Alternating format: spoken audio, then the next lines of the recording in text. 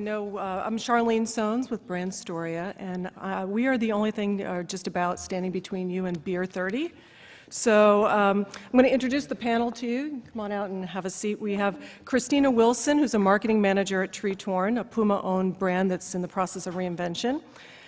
Jackson Jeyanayagam, who is heading up digital strategy at Taylor and has worked with a lot of large consumer brands. And Matt Bean, who is with Rodale, overseeing their mobile, social, and emerging media, as well as he's a host of the TV show for Spike, The Playbook. So I'm going to actually take my seat. So we've got a good mix of people here, someone from media, someone from a renegade small footwear apparel brand, and somebody who's from an agency who works with large Uber brands, if you will, like Old Spice and such. So we're here to talk about the joy of conversation. And what we've heard today, which I think is really inspiring, is that the nature of branding is changing, or maybe it's changed. We've heard a lot about caring about people and connecting and engagement and conversation as the new currency. And it's the brand's role to set the table for a new kind of narrative. So a friend of mine who I met through Twitter, and I'll tell you a very quick story to help set the stage. He said to me, I said, well, we were talking about networking. And he said, I like to talk with people. And I thought this is a great opportunity for me as an introvert to learn from him. And so I said, well, tell me, can you teach anybody to be a conversationalist? And he said, well, let me tell you. And he whipped out a piece of paper and he started drawing Venn diagrams and he took this whole analytical approach. And for those of us in the brand business world, doesn't that sound familiar? And it wasn't until he lifted his head up and looked at me that I realized there was the secret sauce right there written on his face. He really loves people. He had this big, huge grin. And so I think that the joy of conversation needs to be written all over our brand faces too, because people are the heart and soul of our brands. So if we think of our role as brand managers as sort of similar to the joy of cooking, and we're all brand chefs or hosts, it's our job to set the stage for conversation with the people that are at the table as well as amongst each other. So thinking about that, being a host, it's occurred to me, I'm not sure as brands if we're really doing that, if we're inviting people into conversation. Chrissy, I know you're doing some cool stuff at Tretorn, so maybe you can share with everybody some of the things that you're doing. Sure. So Tretorn, we are a smaller brand. We have a smaller budget, and we have a smaller audience that we're communicating to compared to some of our larger competitors.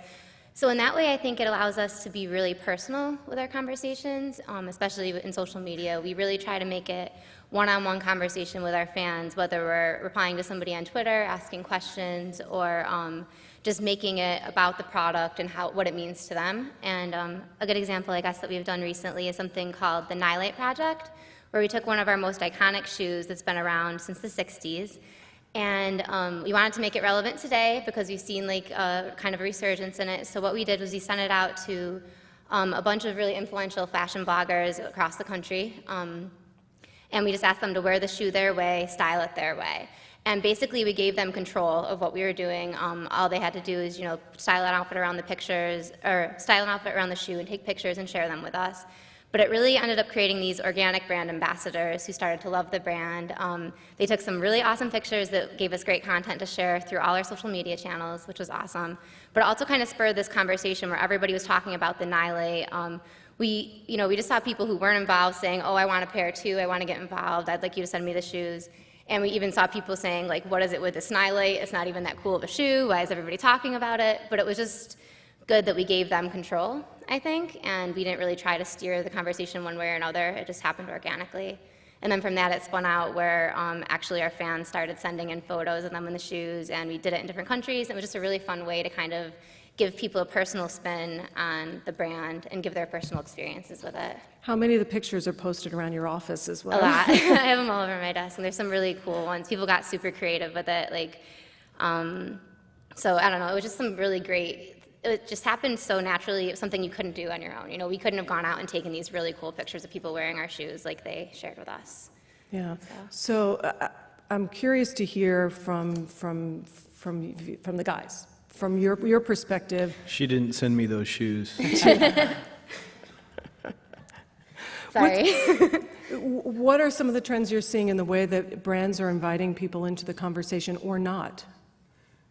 I mean, I'll speak because I think you nailed on something that's very important. I think it's the control factor, and I think this is where some brands stumble. It's the fear of giving up control to the consumer. You know, the old marketing adage of one-way marketing, that's what I think a lot of, especially old-school marketers, are used to, and now it's all about this shared method, right? It's like we're sharing control, we're sharing our platform, whether it's Twitter, Facebook, Instagram, Foursquare, whatever platform is probably being created right now while we're here, it doesn't matter. It's still the same nuances of a relationship, right? So if I look back, and I'm not going to say that this company, this media entity, but it wasn't Rodale, but it was another magazine in the last 6 months that had a little bit of a nightmare on their Facebook page. They posted an article that really offended a lot of their readers.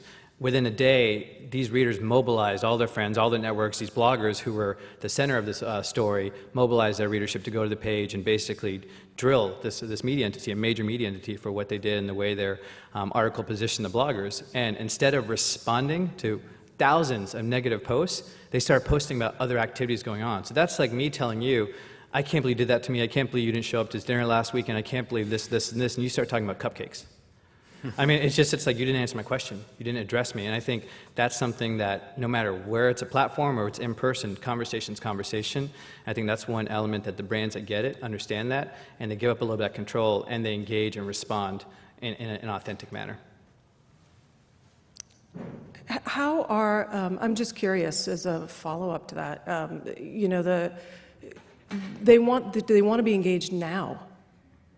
How is that a challenge? I mean, it comes down to, again, from the brand side, the experience that we've had with a lot of our client partners. They ask us, hey, how do we staff for this? Because it does require time and resources. Oftentimes, I think, and I think this is starting to change, and I love your guys' perspective, you see brands put the social media strategy or the digital strategy on someone's job responsibility as the 21st thing to do. So, of course, that person's not going to be 24/7 paying attention to the social media community, whatever community they're managing. So I think it just comes down to dedicating the appropriate resources and truly treating it like a primary category where you can influence and engage with your audience. And I think the second part of that is identifying influencers. I don't think anyone's really nailed that social influencer strategy. I mean, you see platforms like Clout, Tracker, Statisio that are saying we can identify these influencers, but that hasn't been nailed yet. And I think if you can at least mobilize some of those social influencers, they'll almost serve as an extension of your brand as an ambassador. So there are going to be times you can't get to those questions and those issues. Then you have this set of influencers who are doing it on your behalf. How do you balance, so a good conversationalist, right? The conversation isn't all about you or me.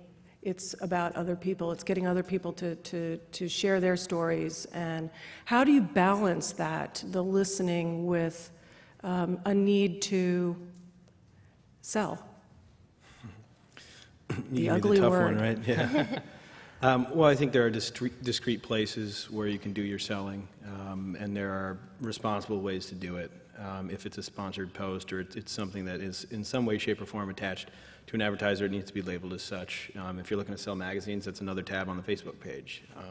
People want the conversation to occur in a place where it belongs, and the ads or the marketing to occur in another place. And I think, you know, we've tried to be cognizant of that as we set our strategy.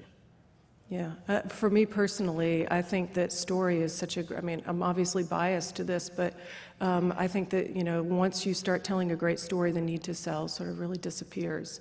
And that's what I really love about a conversation. It doesn't have to be that, you know, you're actually selling something. So I'm curious because I think there's like a big elephant in the room. When I talk to a lot of brands, particularly larger organizations, or people that have been stuck in maybe traditional branding and marketing practices, which is like, you know, they're all about numbers and data. How do you deal with that, and particularly with the value of conversation and of connecting with customers and with people. How do you need to sell that up? What are some of the things that, is what I'm saying even true in your experience? I'll give you a quick insight into how we handle it, I guess. I mean, like anything else, people, I think, are a little quick to look for some ROI in the fiscal sense, because if you're saying we're going to add a head count or we want to spend $50,000 on a new fancy Facebook tab, they're going to ask what the benefit is. You start to see it already in referral traffic. I mean, we've just started doing a lot with Flipboard and Pulse Newsreader and other sort of news, social, curated environments in which our content can live, and it's already, you know, in the top 5 as far as referring is concerned. So I think growing pains are natural, and questions like that are natural, but you'd hope that, you know, you're working with people like the folks here or like the folks watching at home that sort of get it and see the downfield part of it. And from there on, like anything else that we do, it's sort of a measured spend in the sense that you can just try to promise people that you're going to do no harm. You know, you're not going to land the company in Chapter 9 just because of what you spent on your Facebook widgets or whatever. Yeah. And I think Matt makes an interesting point. I think there's just a lack of context when it comes to measurement, and I love your perspective on this. You know, everyone gets asked this question at some point or another if they're working with a brand in terms of the ROI. I need to measure the ROI. And beyond the obvious fact that your company may or may not exist in 5 years if you don't truly invest in social media, you know, it's a fact that there's no context or contextual relevancy for how you measure. So, for instance, I spent $3 million on a Super Bowl spot. No chance anyone in this room can tell me how you measure the value of that. Measure someone actually going to your site, spending time on it, purchase intent, or actually clicking through and buying. No chance you can tell me the measurement of a Times Square billboard. But yet, brands still spend hundreds of thousands of dollars there. Yet digital social lends itself to, while measurement is still the big question no one's figured out, there's a lot more, I think, refined measurement tools. I can measure click-through rate on my piece of content. I can measure shares. I can measure time spent on a website. I can measure increased engagement and following. Potentially, I could reach, say, 1 million, 2 million people on my Facebook page. Now I have 2 million people I can reach in an instant to tell them about a new product initiative or to tell them about a new launch I'm doing. So to me, that's a little bit more refined in measurement than the traditional marketing advertising vehicles we have. But the context, the assumed acceptance of that $3 million investment on a Super Bowl spot is going to reach X amount of people, it's just accepted. No one really questions that. Yet because social media is so new, there's no context, the question always comes up, what's the ROI? I think Matt nailed it. Like, you're not going to drive your company into bankruptcy if you dedicate a few more resources to building true engagement and conversation online. Yeah. Yeah, my argument for this always is that we're talking to people who are already so receptive. Like, they're choosing to follow us, they're choosing to like us. So it's really flattering that they're saying, hey, Tretorn, talk to me, tell me what you're doing. So, and that way I think it's already that you've got an active audience who's listening to you, whereas it's not just people passing by in the street or seeing it when they're really seeing an ad when they're reading an article. And the other thing is we're talking to people who love to talk and love to share. So creating good experiences to these fans, to people who like you and follow you, it spreads. And they're going to talk about it to their friends because these are people who are already active on social media and are already talking. So that's usually the way I try to sell it up to do more. You mentioned something to me earlier about, we were talking about Twitter, and you said, you know, Tretorn doesn't have thousands and thousands and thousands of followers, and we said, but you know, you said, but we're trying to engage people in conversation to get, to really connect with people one-on-one, and I thought that was pretty cool. Yeah. I'm curious, I wonder if there's a shift in mindset between old thinking, if you will, between consumers to people. Like, we're all talking about, you know, a need to connect with people, yet we're inside of the brand talking about consumers, and data. How far have we come in our ability to really have a conversation about this kind of thing internally? Are we still stuck in an old way of thinking in terms of traditional branding? I think it all comes down to what you're actually talking about. I mean, conversation is the buzzword at conferences like this all around the country, but it's almost become overused, right? Like, what does it really mean? And when you get down to it, what are you really talking about, right? Is it a topic that's out there because you think it's going to be two-way, or is it something that people can't wait to raise their hand or to offer their opinion on? So it doesn't matter if you're selling shoes or magazines or anything else, if it's truly something that's engaging to people, you're going to find something interesting about them out that you wouldn't have otherwise done. And I think that's the perfect message to close us out. So thanks for joining us. Thanks.